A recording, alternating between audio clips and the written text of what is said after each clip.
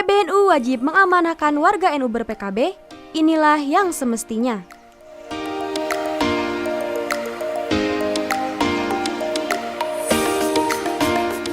Masa lalu telah berlalu, dan kita menghargai masa lalu selama masih baik. Masa depan masih dipandang, dan kita siap menerima masa depan selama jauh lebih baik. Penulis berbeda pemikiran dengan Ketua Umum PBNU Gus Yahya atau GY tentang arti masa lalu dan masa depan ini. Hal itu bisa terjadi berdasarkan kasus surat tugas PBNU nomor 922-02-03-03-6-1998 tanggal 27 Safar 1419 atau 22 Juni 1998. Surat tugas tersebut berbicara tentang 3 poin. Pertama, menginventarisir dan merangkum usulan-usulan mengenai pembentukan partai politik untuk mewadahi aspirasi politik warga Nahdlatul Ulama. Kedua, mengkoordinasikan warga Nahdlatul Ulama yang ingin membentuk parpol untuk mewadahi aspirasi politik warga Nahdlatul Ulama. Ketiga, membantu keinginan warga NU untuk membentuk satu parpol yang dapat mewadahi aspirasi politik warga Nahdlatul Ulama. Surat tugas tersebut belum dicabut, dan orang-orang yang mendapat amanah menjalankannya pun masih hidup sebagai saksi sejarah. Mereka disebut Tim 5, yaitu Kiai Haji Ma'ruf Amin, Ketua, yang beranggotakan Kiai Haji Said Akil Siroj, Kiai Haji Rozi Munir, Kiai Haji Mustafa Zuhad Mugni, Kiai Haji Ahmad Bagja. Tim 5 di atas tidak sendirian. Mereka dibantu oleh tim asistensi yang terdiri dari Kiai Haji Arifin Junaidi, Ketua, yang beranggotakan Muhammad Fahri Ma'ruf, Muhyiddin Arubusman, Muhammad Hasihin Hasan, Abdul Aziz, Lukman Saifuddin, Andi Muawiyah Ramli, Amin Said Husni, dan Muhaimin Iskandar.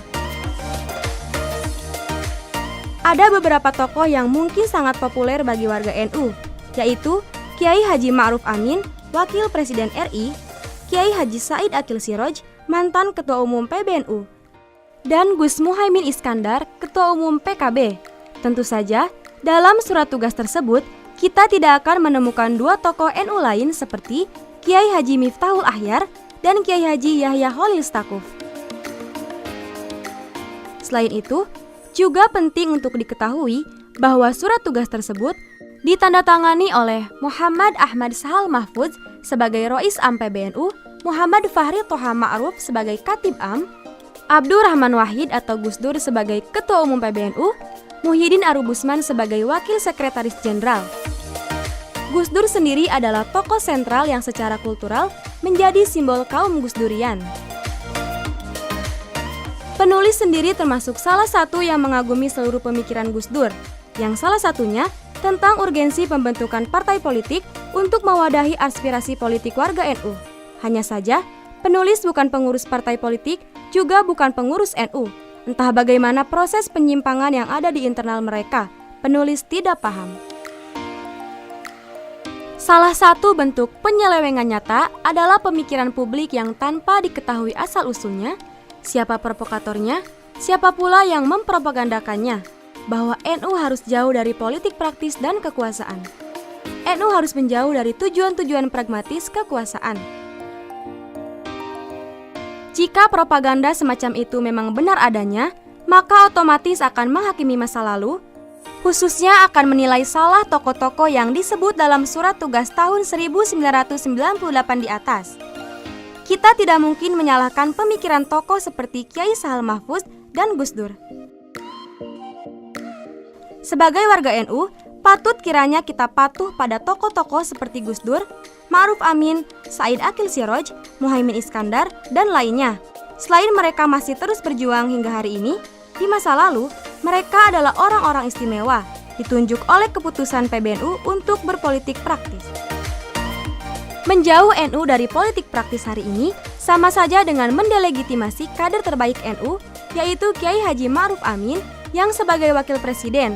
Tidak ada kader NU yang lebih baik dari Gus Dur dan Ma'ruf Amin, karena beliau-beliau berhasil jadi presiden dan wakil presiden. Mereka berdua berada di puncak kekuasaan, dan inilah yang dikehendaki oleh Surat Tugas tahun 1998. Hari ini, masa depan Ormas NU dibuat semakin suram. Warga NU dijauhkan dari politik praktis, tetapi pada saat bersamaan menjadi kolaborator kekuasaan. Bahkan mengemis kekuasaan dengan memerintahkan kadernya yang sedang menjabat sebagai menteri untuk berkontribusi pada pembangunan gedung NU. Menolak politik praktis, tetapi menjadi kolaborator kekuasaan adalah bentuk ketidakmandirian sebuah ormas. Apabila berani menjauh dari kekuasaan, sudah semestinya memikirkan kemandirian penuh, bukan malah bergantung pada kekuasaan. Inilah kenapa warga NU wajib menjadi kader PKB, karena para leluhur NU sudah memikirkan tentang arti kemandirian politik dengan menjadi penguasa di negeri sendiri. Wallahu a'lam bishawab.